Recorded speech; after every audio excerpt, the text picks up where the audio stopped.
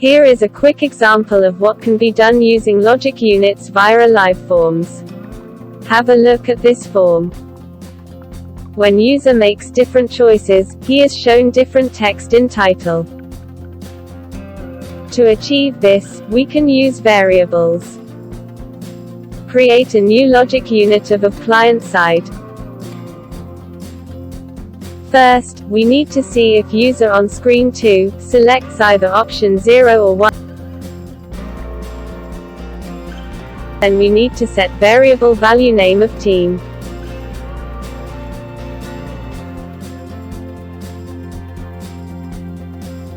If user selects 2 tie, then we need to set variable value match ties.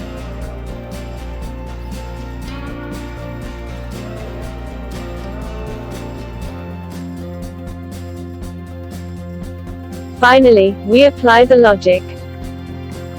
We need to edit title of screen to use this variable using variable syntax.